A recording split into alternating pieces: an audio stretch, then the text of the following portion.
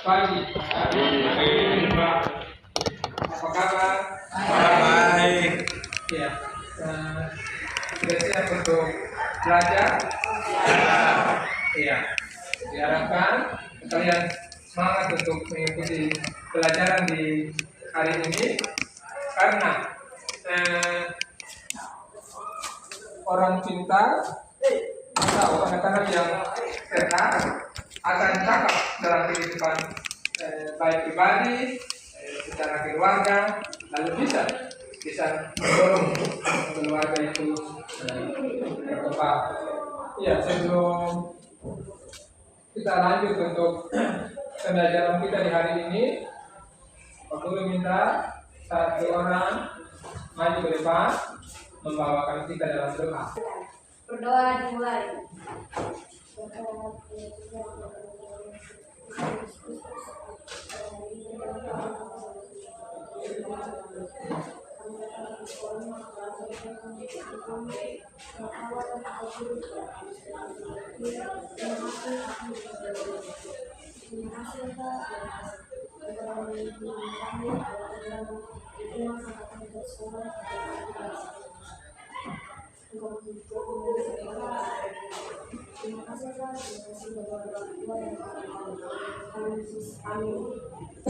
Doa selesai. Iya, terima kasih. Iya, Pak Guru akan absen.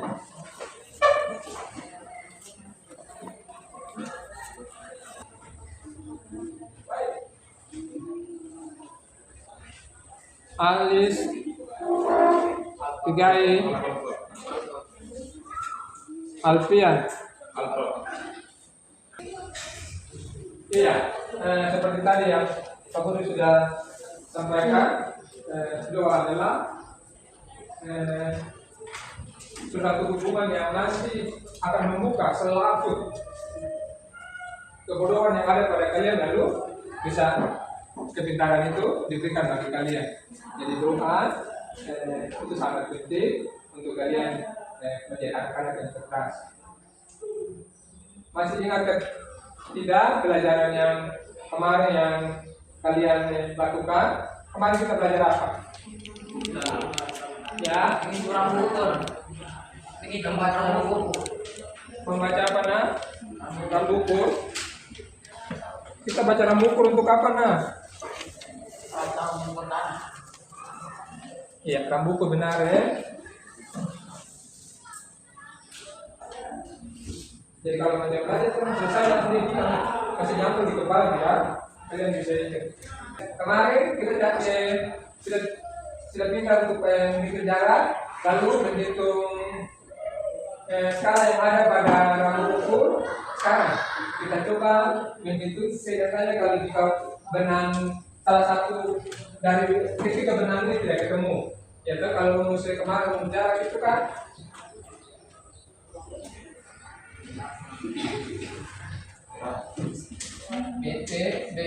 BA kurang BB kali 100. Iya, itu untuk dapat jarak. Aku aja kalian lagi, kita coba lihat. Ini kalau benang salah satu tidak ada karena tadi faktor di tempat proyek kita itu tidak ada benang, salah satu benang. Artinya kalau begitu nanti kita tidak bisa jarak ini Pak Guru karena benang bawahnya tidak ada. Iya.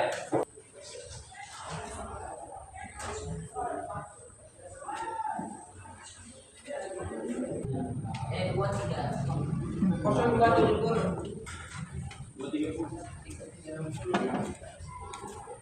Iya. Itu mencari benang bawahnya. Lalu kalau begitu demikian, berarti untuk kita mendapat jarak seperti yang kemarin kalian sudah hitung itu bisa tercapai.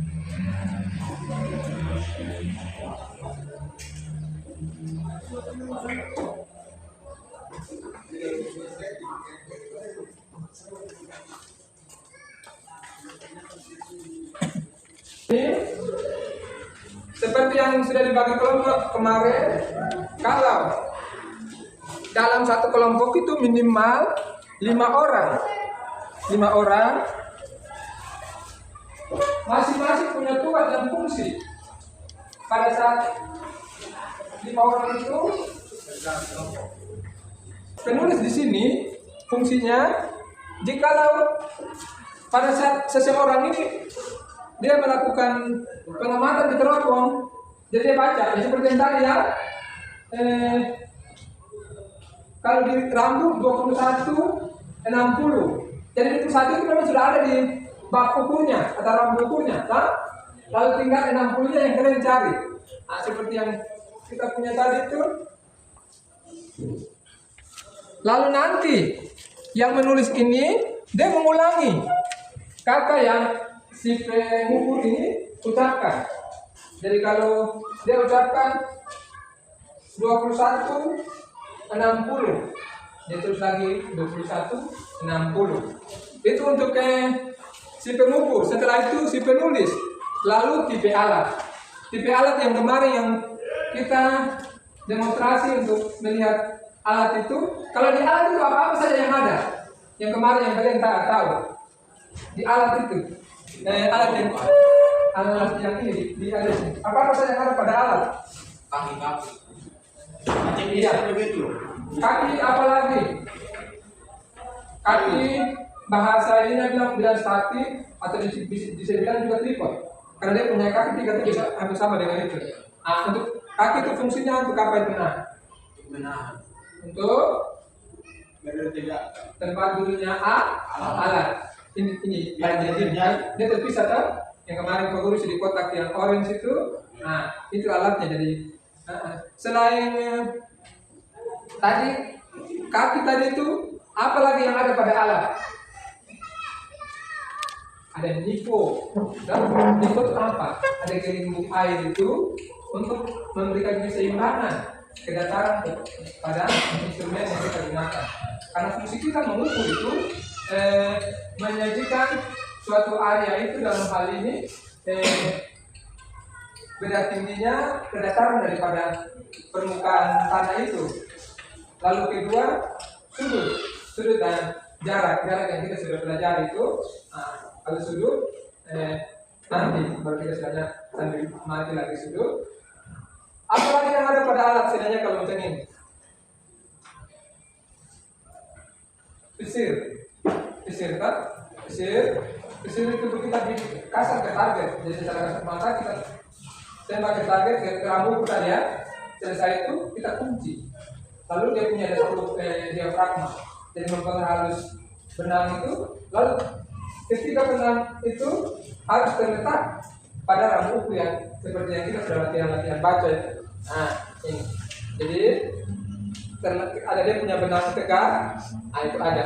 Itu yang kalau yang tegak itu namanya benang apa sayang? Anak-anak. Benang apa?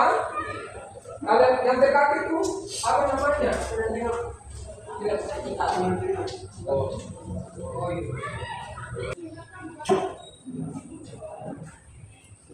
Iya. Jadi aku memperlihatkan apa yang tadi kita percakapkan. Jadi ilmu ukur tanah.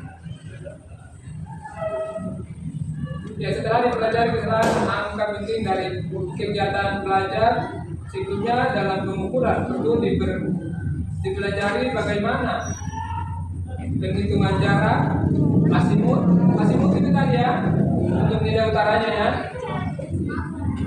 dan sudut pada bidang laboratorium dihitung pada prinsipnya penghitungan dalam ilmu ukur tanah menganggap bahwa jarak dan sudut berada pada bidang proyeksi atau bidang datar. Adapun standar kompetensi dan indikator yang telah dicapai dengan materi ini adalah standar kompetensi peserta didik mampu memahami hubungan jarak, asimut dan sudut. Indikator peserta didik mampu menghitung secara sederhana jarak atau asimut, sudut dari 2 atau lebih titik yang diketahui dalam koordinat. Kita lanjut ke bawah sampai untuk melihat dan perhitungan jarak kemarin kita sudah. Iya, derajat mulai 0 derajat sampai dengan 360 derajat. Artinya satu lingkaran penuh ya. Arah utara ditunjukkan dengan azimut 0 derajat, arah timur ditunjukkan dengan azimut 90 derajat, arah selatan ditunjukkan dengan azimut 100 derajat.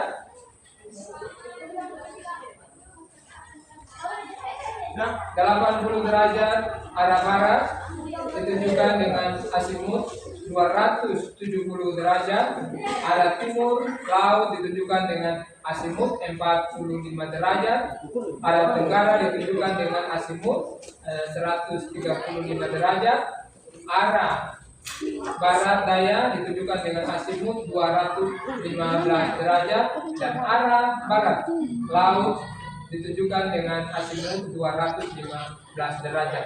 Maksudnya di sini anak-anak sekalian,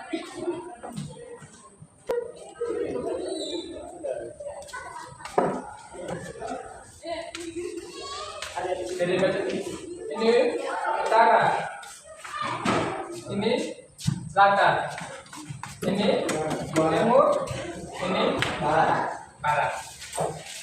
Ya, ini satu, ini yang satu, ini yang dua, ini yang tiga, ini yang empat.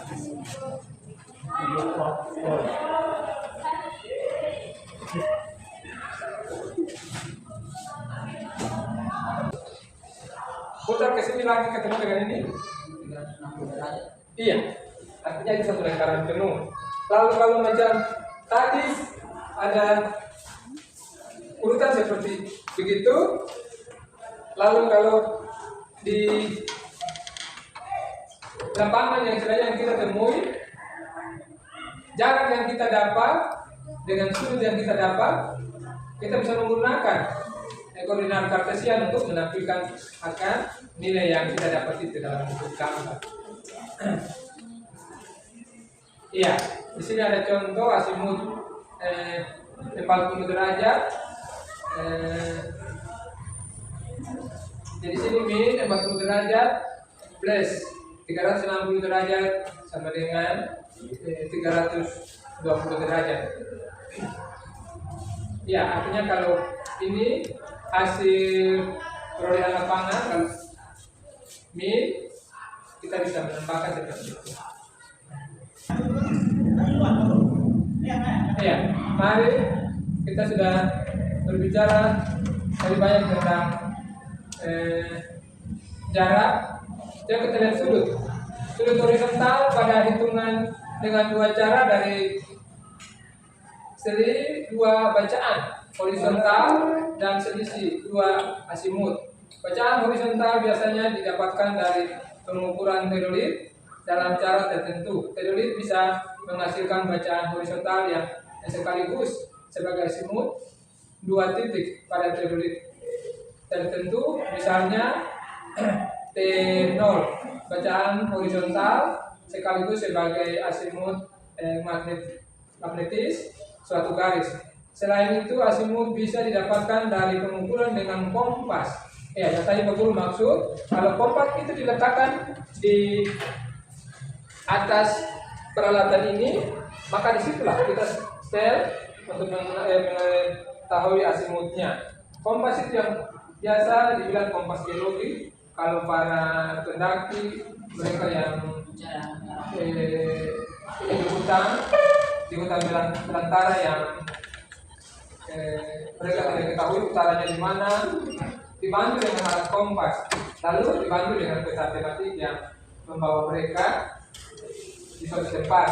Ya, contoh, mungkin kalian tahu, oh di sini ada emas, ya toh, oleh Papua ini banyak emas, tapi karena kalian belum stasioner posisi, bingung data lagi nih posisinya istilahnya di mana. Tapi kalau ada titik itu datanya sudah akurat, titik koordinatnya. Nah, setelah dengan kompas atau menggunakan GPS, bisa tiba di tempat itu. Itu yang kompas. Sekarang kompas itu mereka bilang kompas geologi. Geologi yang sering banyak ini kan itu.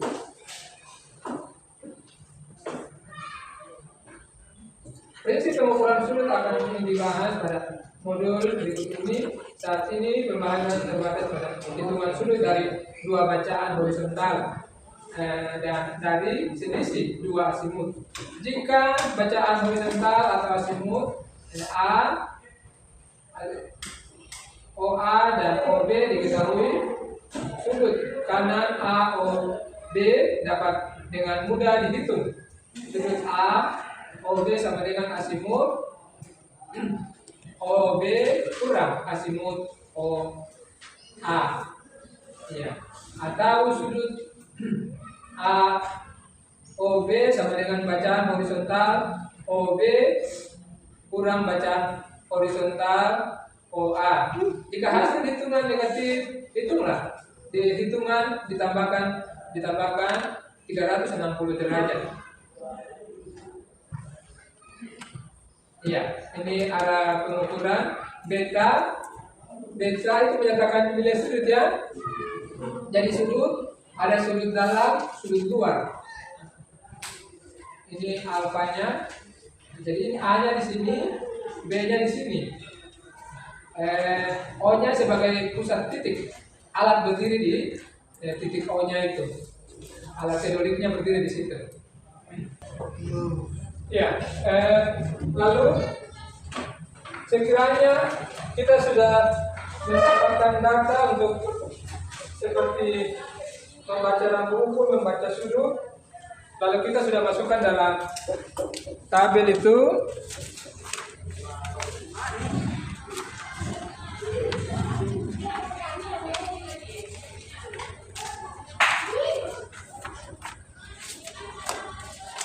Setelah kita sudah masukkan ke dalam tabel, maka nanti kita membawa data-data itu ke dalam sistem koordinat.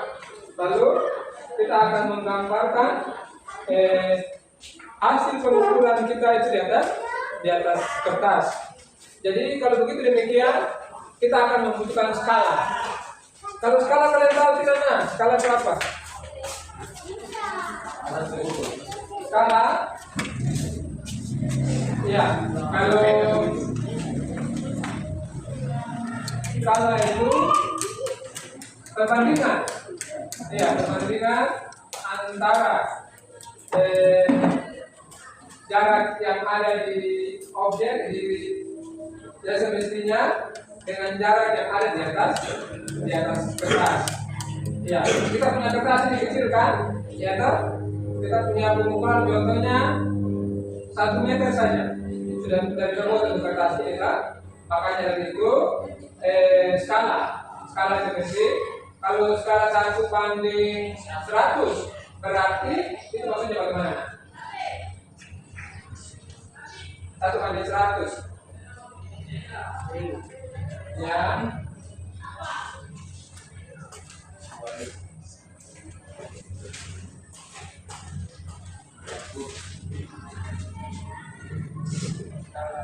Satu banding 100. Artinya 1 sentimeter. 1 sentimeter di kertas, 1 meter di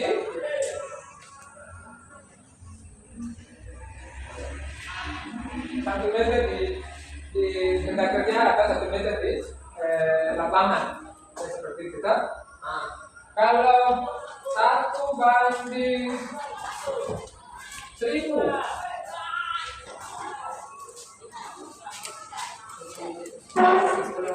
10 cm dalam 10 ya, 1 cm di atas kertas tetap 10 meter di lapangan. Ah, intinya begitu ya. Kalian kenapa orang teknik yang nanti bertemu dengan skala itu? Iya. Jadi seperti itu skala. Mari kita baca kita punya ini. Skala adalah perbandingan linear dari keadaan di atas peta. Keadaan di atas peta, kita berbulan atas kertas ya, dengan keadaan di atas bumi. Nah, ini atas bumi loh. atau yang menunjukkan perbandingan antara jarak yang tergambar pada peta dengan jarak di lapangan. Jarak sesungguhnya skala dapat dinyatakan dalam berbagai cara atau bentuk, yaitu numerik, angka, skala grafik, tongkat, dan skala verbal. Bisa juga ada lingkaran A, skala numerik atau angka. Skala numerik atau angka adalah skala pada peta yang menggunakan atau bilangan pecahan sebagai pembanding jarak. Skala ini dapat berupa perbandingan senti maupun inci berbanding mil. Contoh 1:500. Setiap 1 senti pada peta mewakili 500 senti di lapangan. Berikut rumus standar yang digunakan dalam perhitungan skala numerik. Ya, 500.000. Jadi JS sama dengan JP kali skala. Ya, keterangan JS itu jarak sebenarnya. Kita jarak lapangan bisa. JP jarak pada peta. Lalu S skala, bilangan skala.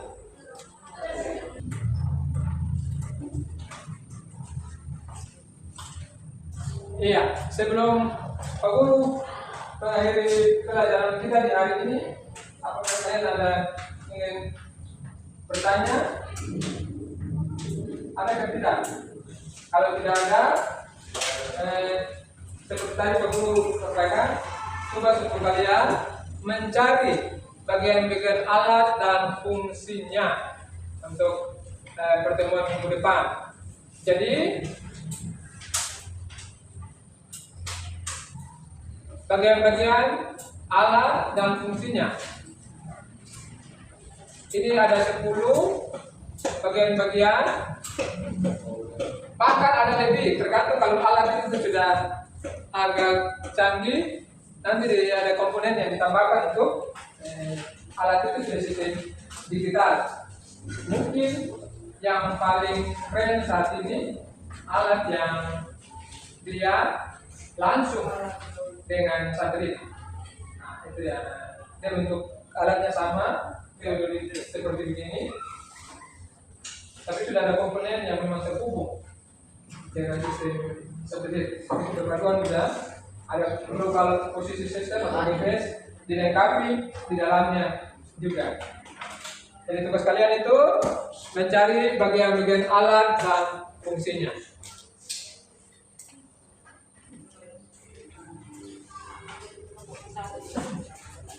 Pak Guru menyampaikan untuk kesimpulan pada saat ini apa yang sudah dipelajari pada saat ini diharapkan tidak akan hilang begitu saja setelah keluar dari sini lalu hilang, tapi itu tertanam dalam pikiran kalian, karena jika kalian punya niat yang sungguh untuk belajar dengan baik lalu menjadi orang yang cerdas, bisa berubah dunia ini, ya kan? Kalau orang yang bodoh bisa jadi penonton saja.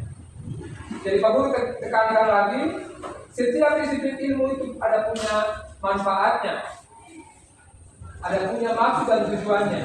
Jadi semangat atau keinginan punya niat yang besar itu harus ada.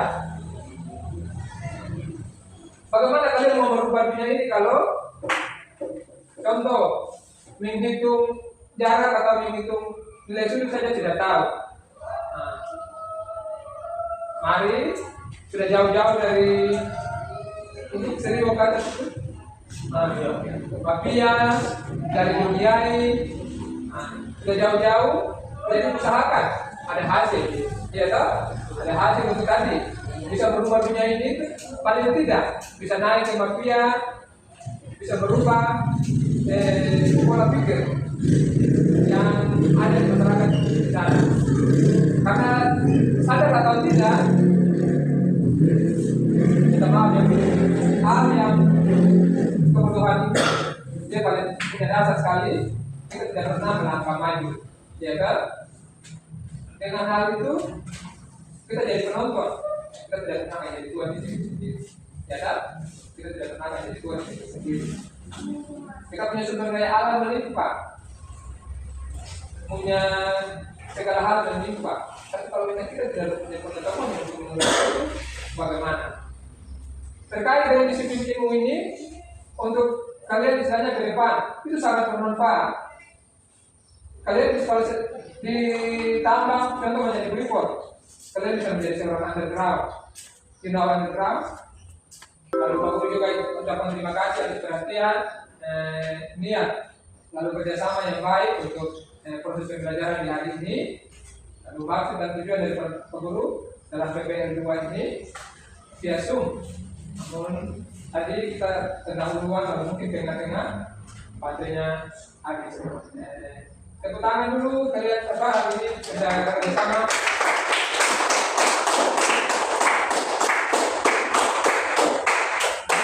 Contoh yang bolos-bolos itu, ya yang pernah contoh yang bolos-bolos itu bagus sederhana. Saya mau bilang, kalau sekolah yang demikian, alangkah baiknya tinggal di rumah untuk orang tua, angkat air, beras kayu, habis itu dikubur, itu dibuat daripada dari saya dulu. Ya kan? Orang tua berpikir anaknya sudah ke sekolah, padahal tidak. Anaknya sudah pakai pakaian seragam. Mana mungkin sebenarnya kalau bilang kita menjadi seperti diri sendiri kalau kita tidak pernah belajar. Demikian, terima kasih. Selamat siang. Satu pimpin doa untuk menutup kegiatan kita, kegiatan pada kita dan mari pimpin doa.